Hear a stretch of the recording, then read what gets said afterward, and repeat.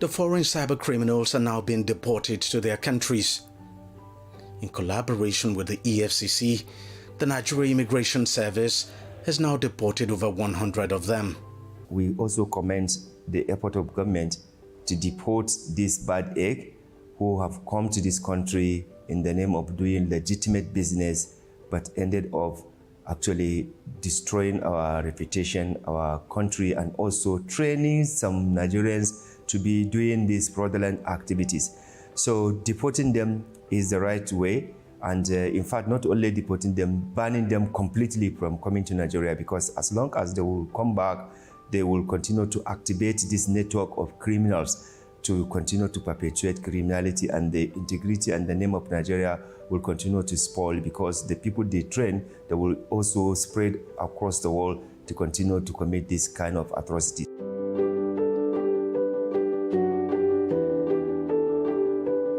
We are telling the criminals that EFCC is on them. We are not going to relent.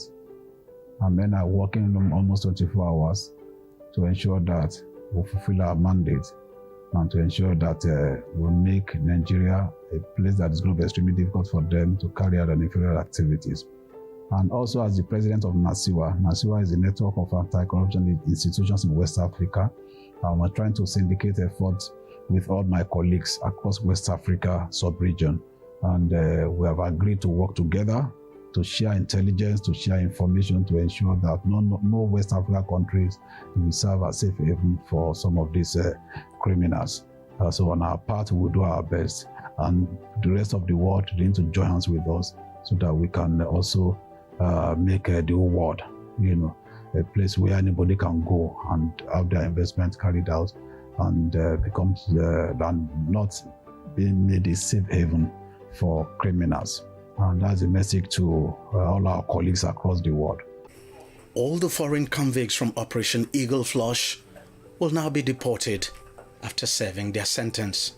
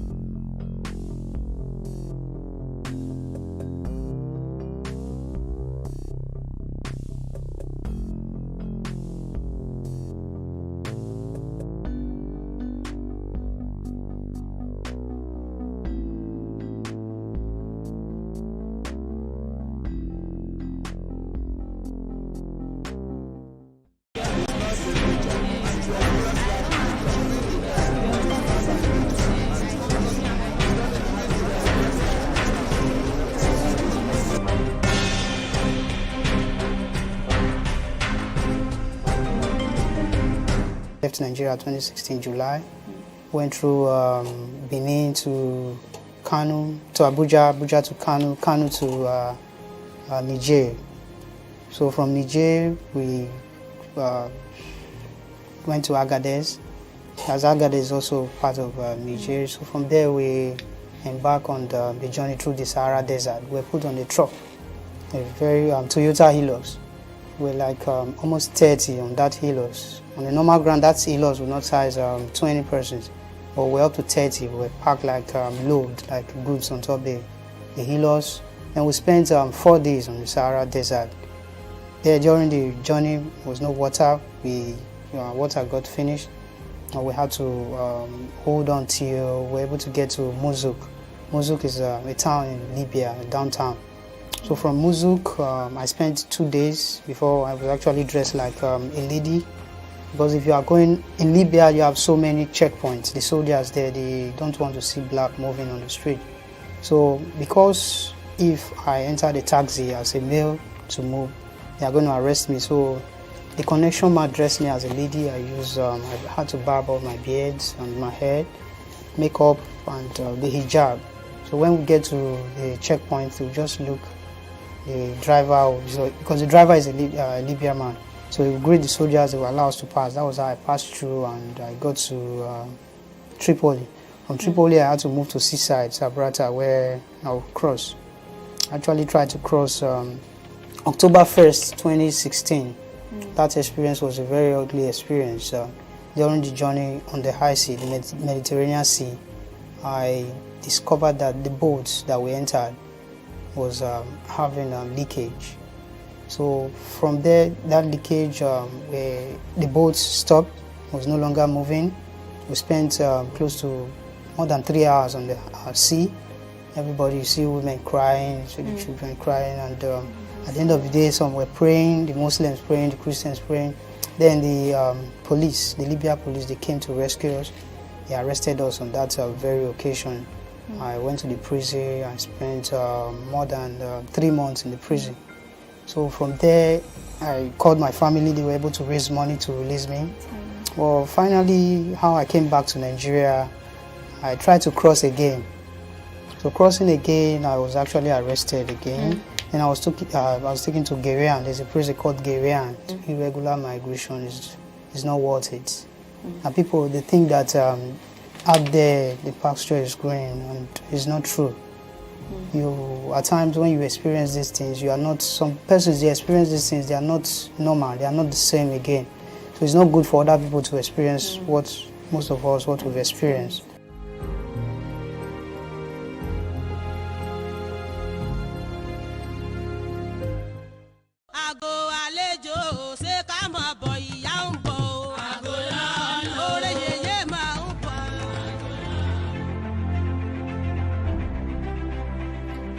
The Osun-Osogbo Sacred Grove in Osogbo, Osun State, southwest Nigeria, is one of the last remnants of primary high forest in southern Nigeria. The site, a natural habitat that has been preserved for over 400 years, has served as both a pilgrim point as well as a tourist center for millions of people who visit the site annually to worship and celebrate the Osun goddess that is believed to inhabit the river that runs through the grove, giving the water the ability to heal and grant wishes of its believers. Osun Grove happened to be a site that we all refer to as a living site. It is a living site just because activities that have been carried out over the years are still performed the way it used to be then. And secondly, it is a site where the worshippers do come to perform every 5th of the day, which means 5 days. They do come. For example, in churches, we go to churches during the week, but on Sunday, we christen it to be, we go to church on Sunday. Likewise, the Muslim goes to mosque on Friday. So despite the fact that the devotees do come interval, but they have a 5 day, which they call Ojose. Aside this, the uniqueness of this site is the name Osogbo was derived from this site. The appellation of the king was derived from this site. From the entrance, one could feel the tranquility that comes with the well-preserved forest. A little further down comes another feeling of an elevated being's dwellings. This is the Osun-Osogbo Sacred Grove, one of the last sacred forests in Nigeria, along the banks of the Osun River, just outside the city of Osogbo, Osun State, southwest Nigeria. In this forest of 75 hectares of undisturbed areas of land, no residential building is allowed, no killing of any kind of animal, no fishing, no hunting or felling of trees. Apart the fact that this is 75 hectares of the core zone and 47 hectares of the buffer zone. It's one of its kind in sub-Saharan Africa and the second UNESCO World Heritage Site in Nigeria. The kind of people or crowd that comes around one will be marveled, why this? But it is a festival and a river that people believes in. Because of the sacredness, you can't cut a tree, you can't fish. And if you are not a devotee, there are certain activities you don't do so that you don't blame yourself. The one path that cuts right through the grove is lined on either sides with sanctuaries, illustrations of traditional Yoruba deities, and primary high forest. Adekunle Olatunji is the curator and site manager of the grove that has existed for over 4 centuries. On a tour of the sacred forest, Olatunji describes how the name Oshogbo came about and what the grove stands for. At Ikpole, some kilometers from here is in Iboku. There's an hunter.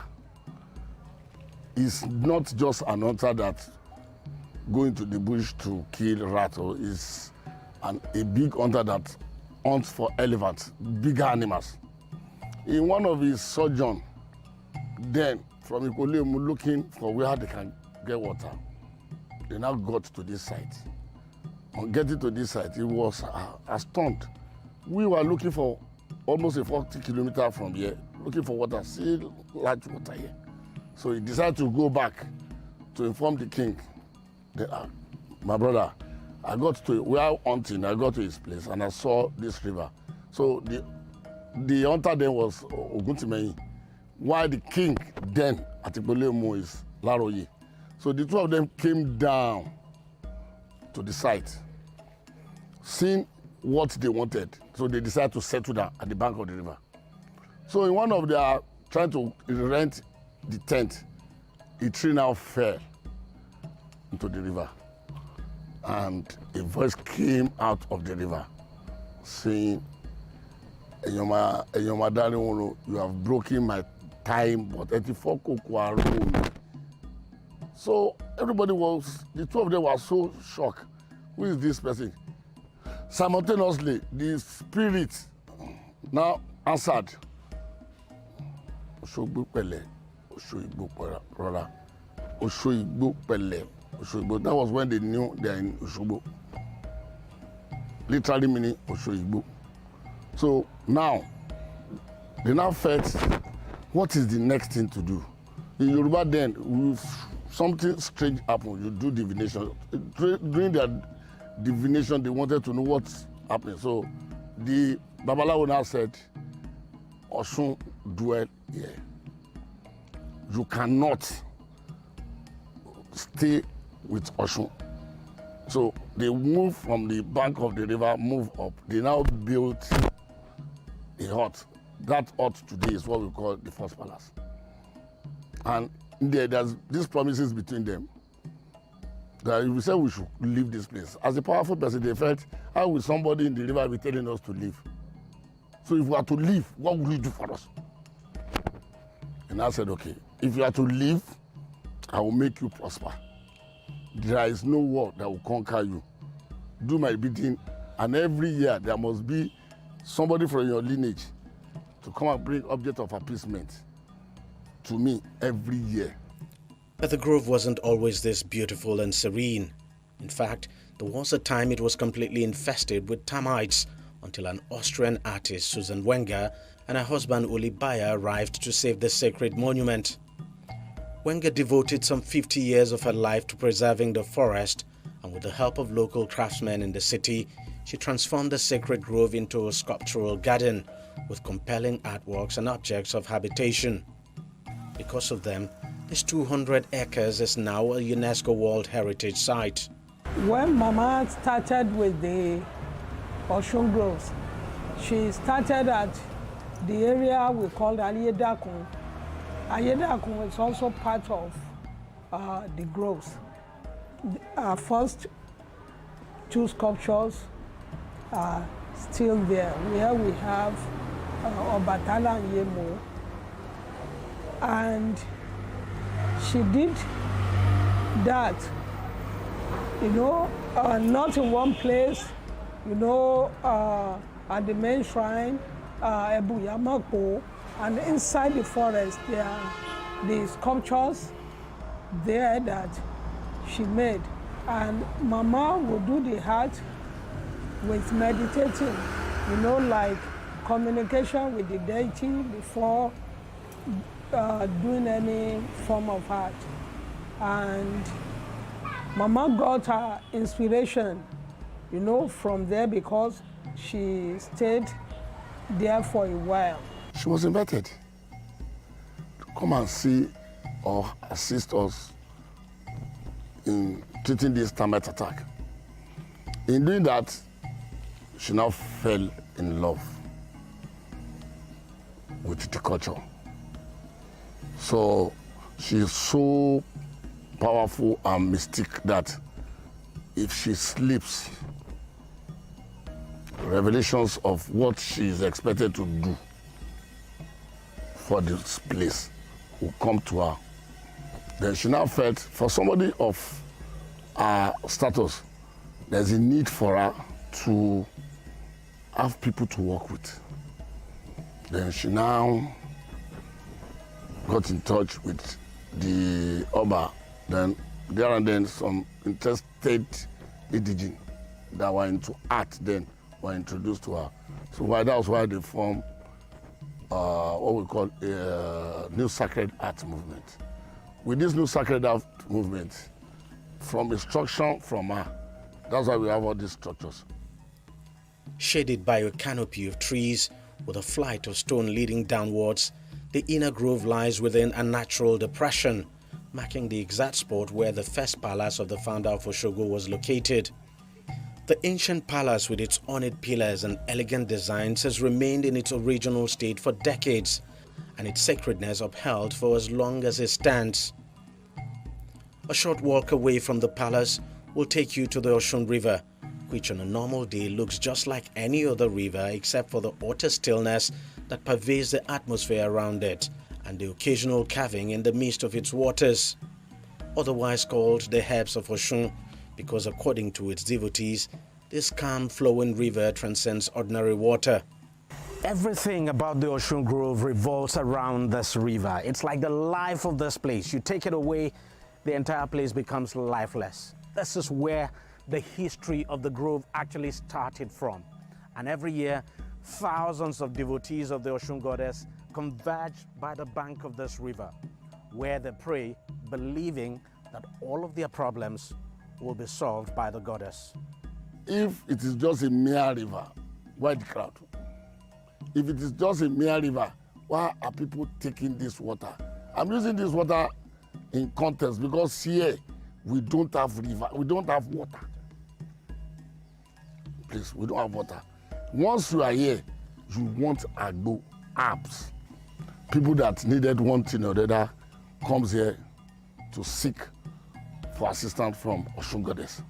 Believing, as I said, it's your faith. Believing he or she will do it for them. Whatever is being taken here is apps, is agbo. If you take it with your faith, be you me, you'll be healed. It has been proven beyond reasonable doubt. While the grove is the site of Osun's most sacred shrine, many Yoruba deities are also depicted here with sculptures that are centuries old and shrines where their devotees worship. Despite the sanctity attached to it, managing the grove is not without its own challenges. There's no lumber that will come into this site that will not pray will sleep off 72 hours. So that before we wake up, we would have cut down all the trees. We do have butchers, and despite the native laws that we do use to operate, because here you are not supposed to hunt. If you are caught, you'll be taken to the enforcement agency through the authority of Osogbo. And because of developmental pressure, as the town grows, you are bound to see people wanting to build closer to the site, thereby giving you problem. You have a challenge, but God is helping us through that native law. That native law, don't cut, don't fish. And aside that, the native law, I will tell you authoritatively, because if all of us goes home, we have night security, if they are here, If you eventually decide that you want to catch any fish, you will cook it from now till that kingdom come, it will not done. So you will definitely put yourself into trouble. Once sparkling and clear and home to a variety of fish, today the sacred river is murky and brown. It is now under constant threat from pollution from waste disposal and other human activities. Another fascinating thing about the grove is this standalone suspended bridge right at the heart of the forest and just above the Osun River, built some 87 years ago.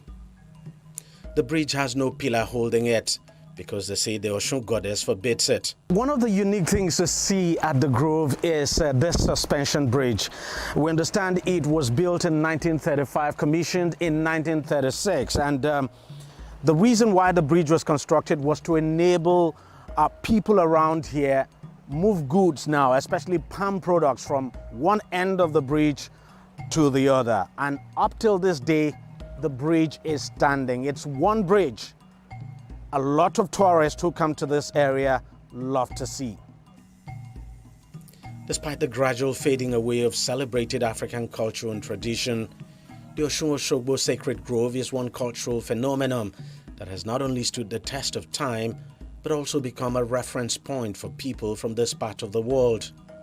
The grove remains more or less pristine, leaving visitors with this sense of peace and a connection to the dwellings of an elevated being and the ancient Yoruba tradition.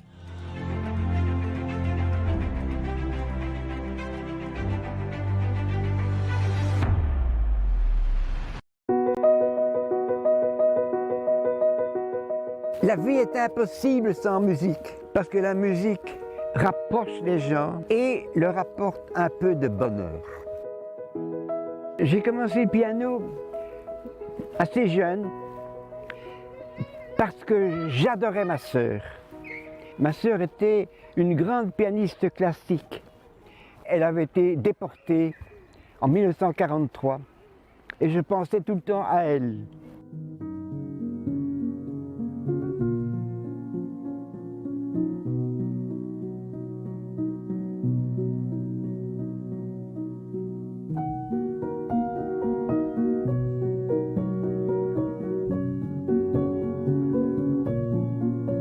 Et comme je pensais tout le temps à elle, je me suis mis au piano et je suis devenu pianiste de jazz.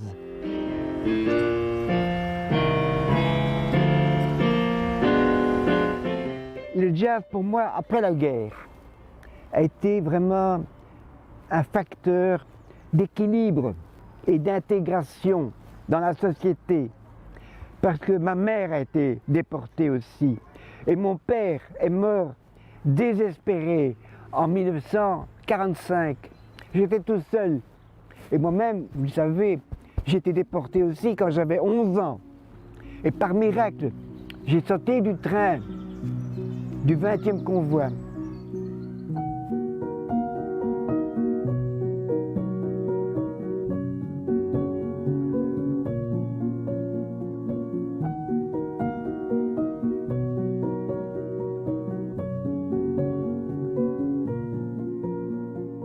Pendant 60 ans, j'ai presque jamais parlé de tout ça, de tout ce qui m'est arrivé.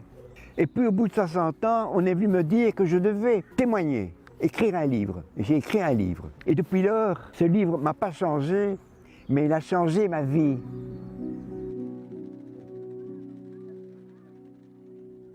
Et je vais maintenant beaucoup dans les écoles, par exemple, en Belgique et ailleurs, dans d'autres pays. Et je parle aux jeunes et je leur dis que pour défendre notre liberté d'aujourd'hui, notre démocratie d'aujourd'hui, il faut connaître les malheurs et la barbarie d'hier.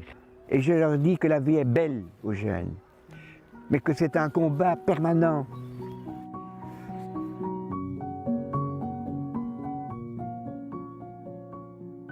Lors de la première pandémie, au premier confinement, tout le monde était malheureux, était enfermé. Et ce jour-là, ma fille me dit, « Papa, ouvre la fenêtre et joue du piano pour les voisins. » Au début, je n'osais pas, parce que je suis timide. Mais j'ai ouvert la fenêtre, il n'y avait personne dans la rue. Alors j'ai commencé à jouer un morceau. Mon morceau, le premier, ça s'appelle On the Sunny Side of the Street. Et puis j'ai attaqué un deuxième morceau et je lève les yeux. Et qu'est-ce que je vois? Plein de monde devant ma maison. Et des gens aux fenêtres qui applaudissaient. Si il y a de nouveau un confinement par malheur, je vais rejouer pour les gens.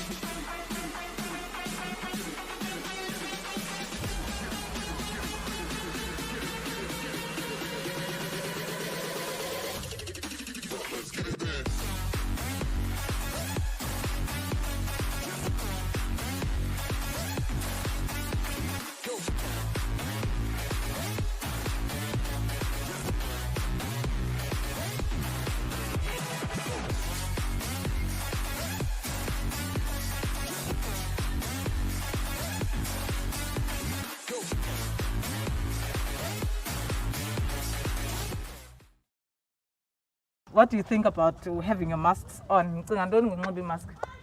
Safe. What do you think? Safe. I think youth underestimates the risk of contracting COVID virus. We are young, we're forever young, we won't die. So guys, what do you think about vaccination? Go next week. Next week? Yeah. My hope for the campaign is that more people get vaccinated, that more people get aware about the information that is out there around vaccines, around COVID-19, and also be more cautious about taking care of themselves first.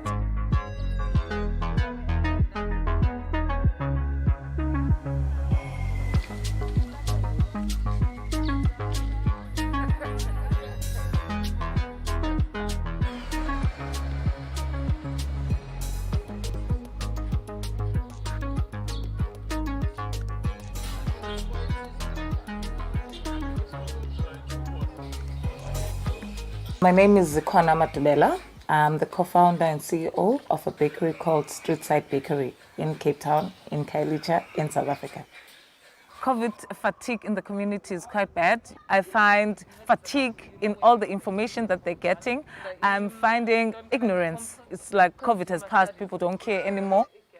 Are you getting a vaccine? I don't want to get vaccine. Why? Based on the side effects zayo. Okay, which are? Which you get dizzy sometimes. I cannot dispute the side effects of the vaccine to say because it differs from person to person. Like I say, I also had a lump, but over 2 days the lump was gone. But for me, it was the lump for 2 days, and then now I'm happy to interact. I'm happy to go out. Hello, Annie. We are affectionate, touchy people. We love hugging, kisses to show affection. Now we have to unlearn that kind of love language. For us, it's a challenge in terms of social distancing. Have you been vaccinated? Yeah, got all of my 2 shots. Thank you, Claire. So I'm sorted. You can actually take off the mask. Yes, I'm joking. I'm sorted, and I can even show you my card. Yes, that's what's up. No, it's fine. Okay, no problem. It's fine. Thank you. Like, what encouraged you to vaccinate, if I may ask you? It's just on my personal healthy way. I don't want to be. Okay. Yeah, just to be safe. And your family? My brother, not yet, but I'm trying so hard to tell him to get vaccinated, but he's still on the fighting process, he's against it.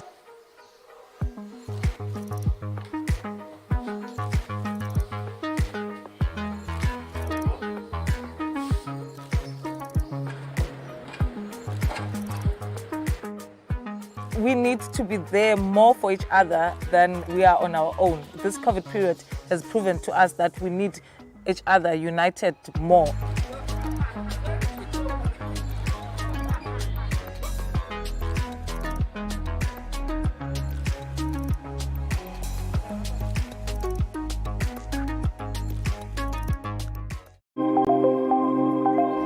Here's our dilemma. We need industry to make the things we need, like cars, buses, tractors, and computers. But we also need a clean, livable planet.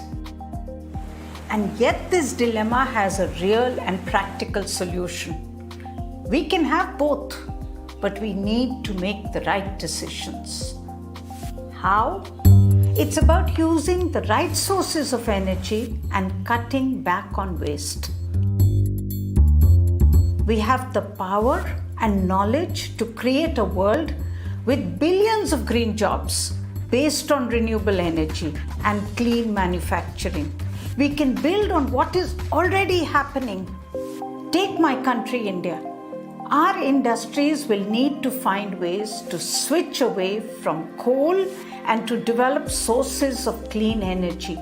For example, many cement companies have reduced their CO2 emissions by increasing the use of fly ash, which is a waste material from burning coal in thermal power plants. Then others have taken a pledge to go 100% renewable.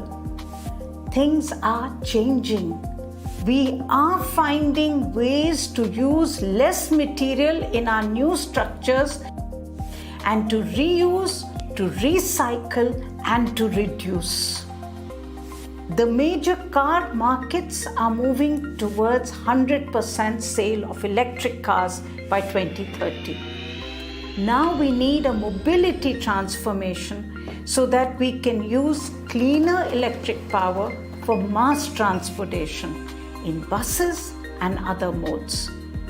And in the last decade, the steel industry has substantially reduced its energy use per ton of steel. But much more needs to be done. We know this. Our roadmap is the Paris Climate Agreement, adopted by nearly 200 countries. Every nation has to report regularly on how they are increasing their efforts to keep temperature rise to well below 2 degrees Celsius. Climate change is a matter of justice. It is the poor who are exposed to the worst effects: flooding, droughts, fires, and storms. And since industry contributes a fifth of the world's greenhouse gases, governments, communities, and businesses must work together to make the shift to clean energy. So spread the word about the climate action you are taking to support the Paris Agreement.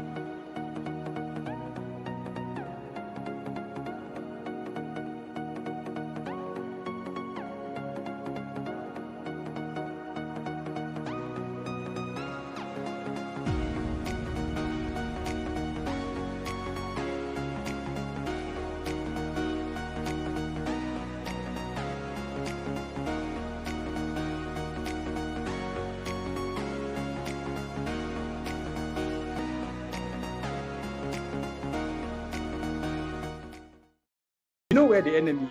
3 places. The Lake Chad Basin, the border area between Nigeria and Cameroon, and then the Sambisa Forest.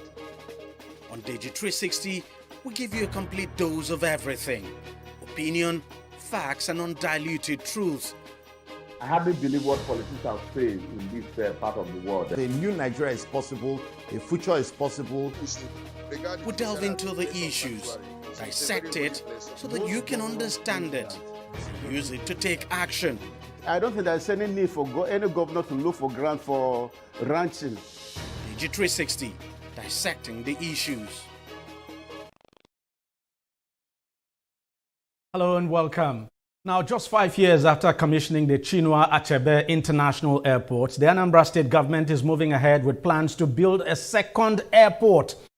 While the Soludo administration insists the project is critical to its long-term vision of transforming the state into an aviation and industrial hub, critics argue that another airport located barely 60 kilometers from the existing one is an expensive venture that does little to address the state's more pressing needs.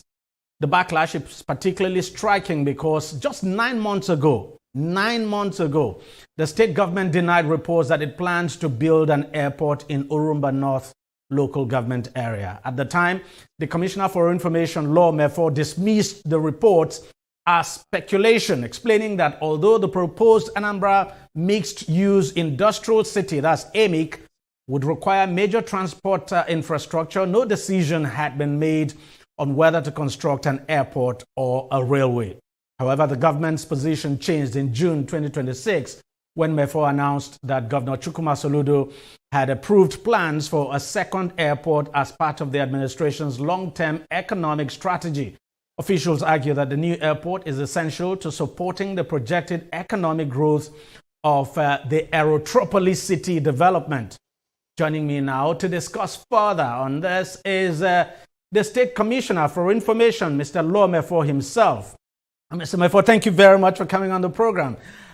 What informed the change of mind? Just about 9 months ago, you were quoted all over the media saying that no decision had been taken, in fact saying it was just a rumor, that there was no truth in the report. So what informed the change of decision? Thank you very much. Yes, that position is correct. As at the time I told us that there was no airport in view, there was none, actually. You know, a lot goes into this. Feasibility studies, very extensive. It took well over a year. So as at the time people were talking about a second airport, there was no decision on it yet. The feasibility studies haven't been concluded. Nothing has returned to the Anambra State Executive Council. So no decision. And for us to read that a second airport was already in the making was a bit surprising. Well, maybe because people got to find out that you were carrying out this feasibility study and all of that. As they say, there's no smoke without fire, and it eventually turned out to be true. I wasn't in a position to say that there was an idea like that, or that there was even a feasibility study going on then. There is a reason for it.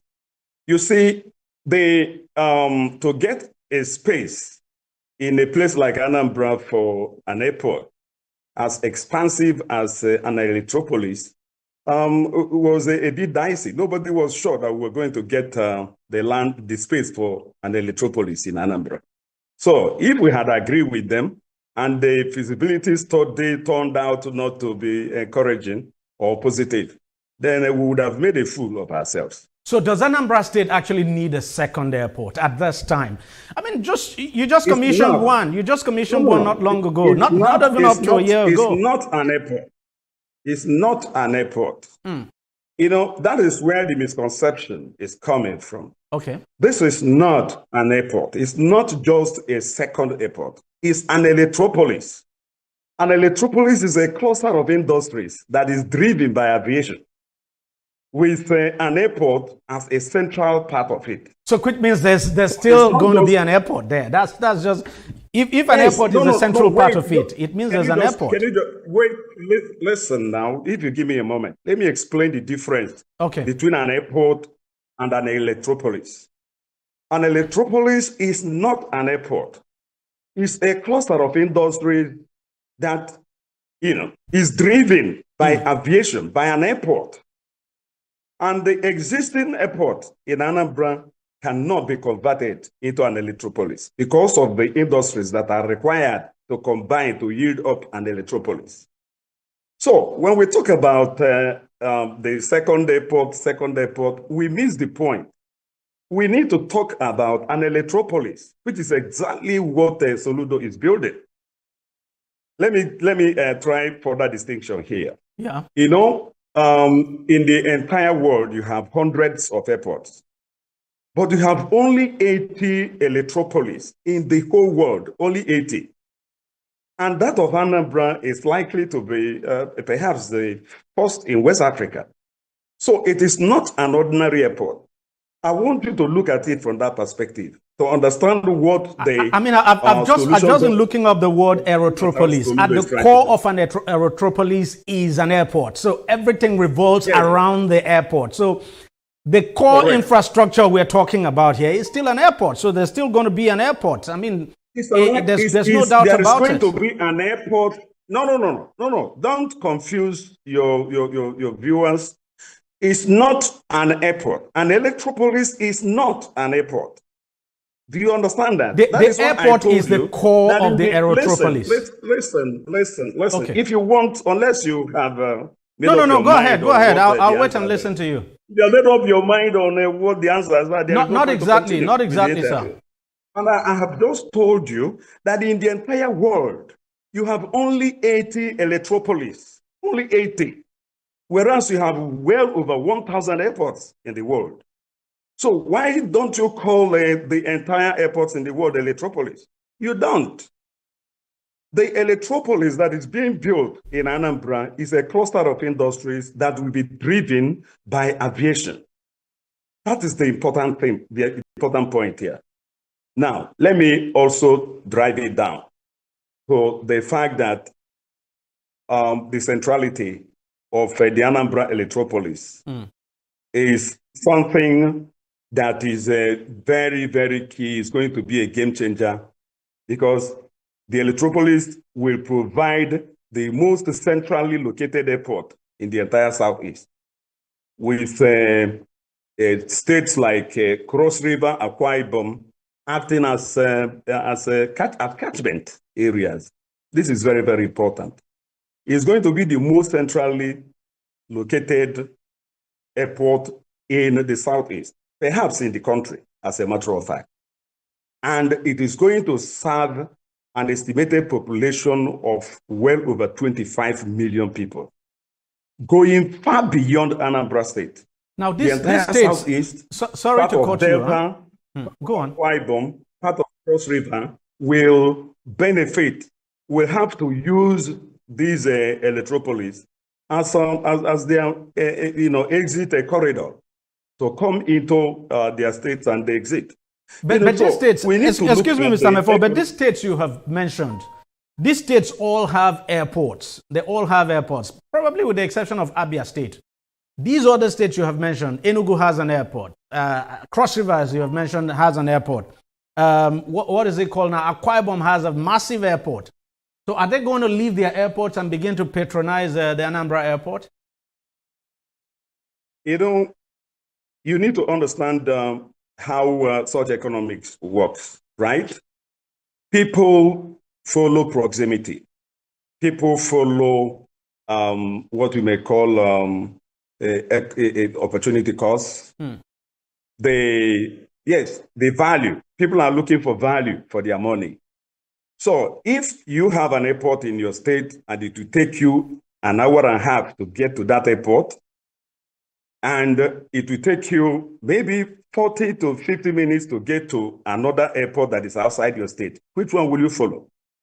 We did a feasibility study that took months that established all this before that decision to build the electropolis was taken.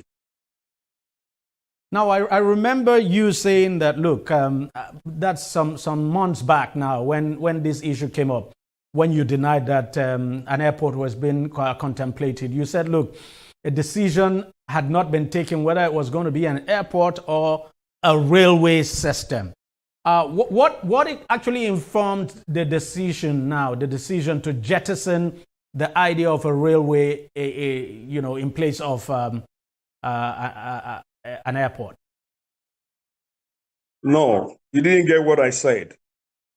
I didn't say the Electropolis will be an alternative to a railway system. The railway system is still there. The feasibility study for that has also been completed. It's funding that it's awaiting. Once we get the funds, that will take off. So it was not the Electropolis was never going to be an alternative to the railway system. Now let me ask you. I was talking about whether it will be.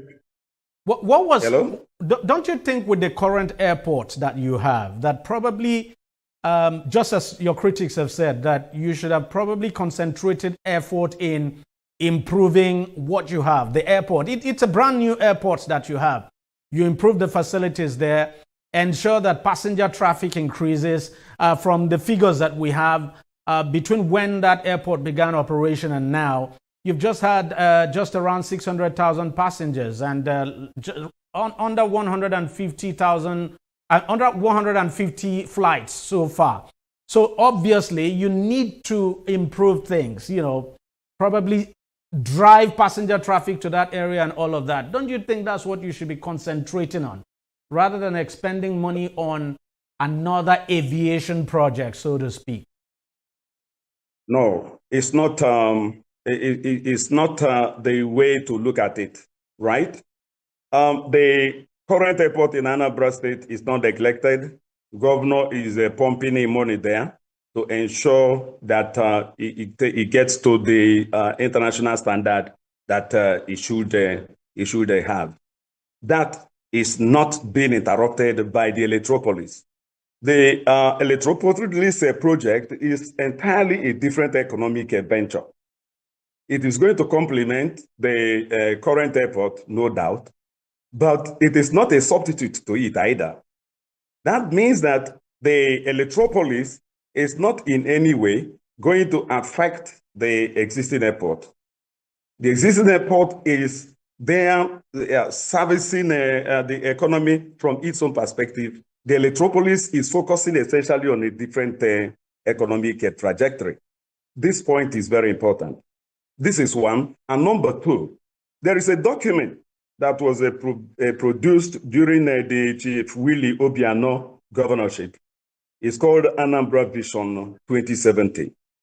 In that Anambra Vision 2070, there is an express provision for a second airport, and that is what Soludo is implementing. So the idea is not new. It has always been there in the Vision 2070. The question that is what. Can you wait a minute? Okay. Just one more minute. Anambra is the second smallest state in Nigeria after Lagos, right? Now, Lagos is even expanding by reclaiming land from the ocean and so on and so forth. Anambra doesn't have that luxury. Our population is fast growing, in fact, exploding. What that means is that in a matter of 1 decade, it won't be up to 2 decades, we will not be able to find a land space to build a second airport. So the best time to bank that land and begin to develop it is now. It's now particularly. In fact, it's one of the driving reasons why the airport has to come now, because population is catching up with Anambra already. But the question is, people would say, look, you have more pressing needs, and that, I understand it's in the document. There is no pressing need. There's no pressing need in Anambra that is abandoned at the expense of the Electropolis. I'm just wondering whether the railway project would not have made much better sense at this time than this Electropolis. Whether what? I didn't get that. Whether the railway project that you have conceived would not have made better sense at this time for Anambra State than the Electropolis you're constructing. Because now, let me just tell you why I'm asking that question. It's one thing to construct an airport. It's a different thing to get the passengers and the flights to use that airport. As we speak today, you have several airports across the country, but maybe just about 4 or 5 are actually viable and that are functional. And from the reports we have gathered from both NCAA, the FAA, and the various aviation agencies, between 2021 and now, passenger traffic has been dropping by 10% annually. And it's going to get worse because of the cost of, flight. Because the cost of flight definitely will not come down. And so it's really affecting passenger traffic. Very few Nigerians fly. Very few Anambrarians fly. I'm just wondering where you are going to get the passenger traffic from. It would have been a different situation if, for instance, you took on the railway project, because people argue that would make much impact, better impact than this Aerotropolis project, at this time at least. We have a different funding process for the railway. This is very important. So the railway is coming, and the Electropolis is already under construction, so it's no longer an idea. This is very fundamental. It has gone up to 30% into completion, and the idea is that in the next 1 to 2 years, it should be able to receive flights. The issue of viability was thoroughly investigated during the visibility studies, and the return on that question was very, very positive. That is why I started by telling you the estimated population the Electropolis would serve. And as long as it remains the catchment airport for 25 million people, 1% of that population will keep the airport going, I tell you. So it's not every airport that has the potentiality as the Electropolis.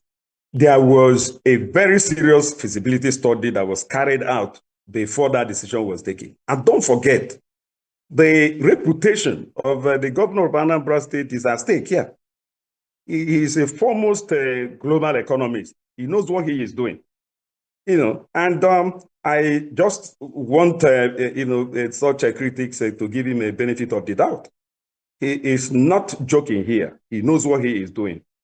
He believes, and we know so, that if we don't do the Electropolis now, in the next 1 decade, it will be impossible to contemplate it in Anambra. You're a member of the State Executive Council. Yes, I am. How much debate actually went into this project before it was now decided on to go ahead with it? That was why when I spoke about the airport the first time, I told us that it was just in the realm of a speculation. The Anambra State Executive Council meetings, very robust engagements, and the governor used the floor for people to give alternative viewpoints. And the convergence of opinion was that the airport, the Electropolis will have to be driven and driven now. And I've given you the reasons. There are many more reasons even, but like I said, it was a very robust conversation, and more than an absolute majority, insisted that we should go on with the aviation, the new aviation project, which is the Electropolis, because of its centrality in the new economic project and programs of the Soludo-led administration in Anambra State. So if it's not done now, you can't do it again. And okay. if you understand Soludo's dream of turning Anambra into Africa, Dubai, Taiwan, Silicon Valley, one of the major enablers of Dubai as a commercial and the logistic hub is an Electropolis. Dubai is one of the 80 spots where you have Electropolis in the world. And a lot. Memphis, so many others. India has one. Nigeria should have one at least. And people should be happy that Soludo is the one that is taking that bull by the horn. So how much is the estimated cost of this project? Because we've seen a number of figures in the media, figures being bandied around. So how much is the cost of the project, and how has it been financed? I don't have it off cuff here. I will supply you those details. But of course you would know about the financing of the project, because you obviously would be wondering if this is going to put so much pressure on on public finances now. No, you see, let me tell you something about Soludo's style of governance from public finance perspective. You need to understand that there is something Soludo is doing now that nobody has tried in Nigeria. His budgeting process, his capital expenditure has never been less than 70% of the annual budget. 70%. In fact, the subsisting 2026 budget is 79 capital and only 21%. Well, but the most important thing is to get the money. I mean, it's one thing to budget; it's another thing to actually generate the revenue. Oh yeah, you need. That's it. Of course, if you need to come to Anambra and see transformational projects that are going on across the board. That is why I said that the Electropolis has not in any way interrupted the transformational economic development of the state. 5 dual carriageways are going on, because you were talking about railway, but nobody even knows that as we speak now, we are going on with 5 dual carriageways in Anambra, creating the Anambra Beltway. Of course, railway will join eventually. We have one airport now. Electropolis is ongoing. And Anambra is transforming. The idea is to prepare Anambra as a mega city, one big mega city. Anambra is between 8 and 9 million persons now, people now. So it means that in the next 2 to 3 years, Anambra must have crossed a 10 million population, which is the benchmark for a mega city. You need to prepare for this population explosion. Many people don't know. Anambra has the highest population in the entire Southeast. The population of Anambra that is why a railway system at this time would have made much better sense. That is why I told you that a railway system is coming. The feasibility study has been completed. Funds is what is awaiting. It's awaiting funding, and it is going to come. Government spent a lot of money doing the feasibility studies for the railway. This is because it will take up to the railway will take up to $1.6 billion, right? So a special kind of funding will have to be sought for it. The Electropolis wouldn't cost that much. So this Electropolis project is being funded solely by the state? Well, I can't tell you whether that is a yes or a no. Not now. I mean, you should know. You are the Commissioner for Information, so you should know. Yes, I should know, yes. And that is why I told you I don't have all the facts yet, and I will, and I'll get back to you on them. All right, Mr. Mefo, thank you very much for coming on the program and sharing your thoughts with us. It's always exciting talking to you, sir. I really appreciate your time. Thank you. Thank you. Let's do it again. Yes, we'll definitely do it again. We'll talk, maybe when the railway project is started, we'll come back to talk about it. And of course, we'll still come back. Yes. We'll definitely come back to this issue when you get the figures, the cost and all of that. So we'll come back to it, definitely. Yes. All right, thank you very much. Thank you very much, sir. That was Mr. Law Mefo, the Commissioner for Information, Anambra State in Southeast Nigeria. Well, that's how much we can take on the program. I'll see you next time.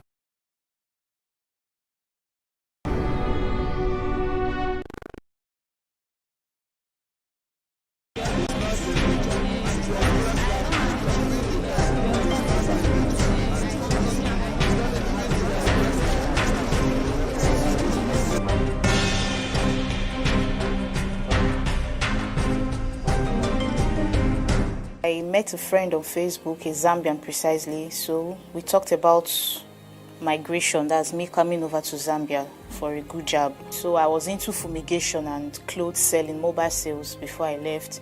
So when the thought came of relocating to Zambia, when I checked the economy of both countries, I found out that Zambia, though small, but their currency is quite better than Nigeria. Applied for visa, my visa was granted, I purchased my tickets, and then I left. I flew through Kenya Airline. That was on the 1st of June. I arrived Zambia on the 2nd. And then I called this my friend, and I told him I'm in Zambia. So where I was, he moved me to another lodge, a hotel. And that was where I was assaulted by him. He was even dragging my passport. He wanted to get my passport, my yellow fever vaccine card. But because I hid it very far, he couldn't get access to it. He tore my bag, went away with my BTA.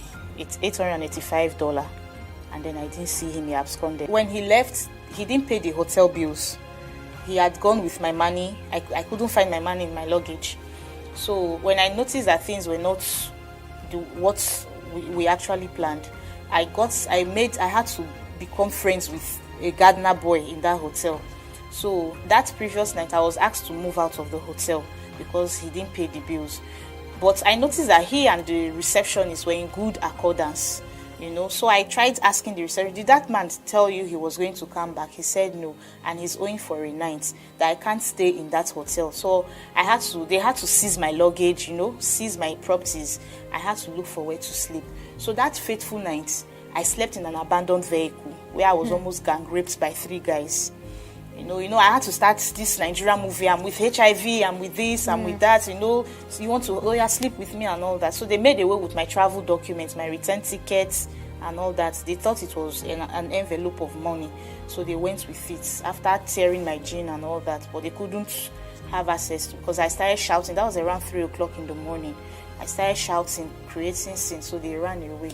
When you leave Nigeria, and I left genuinely, but what I proposed wasn't what I got. So it was while I was in Zambia I discovered I was human trafficked. So it's real. When you go, you come back, you're alive, you just say, God, I thank you, and you pick up the pieces of your life and start all over.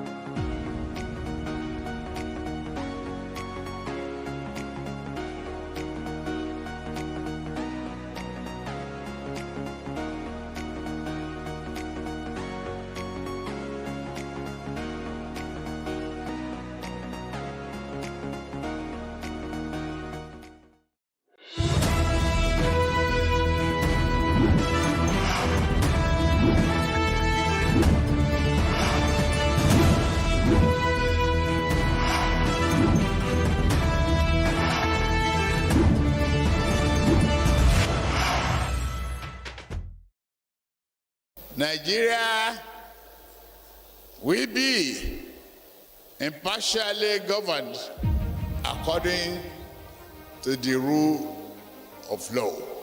We shall defend the nation from terror. We shall remodel our economy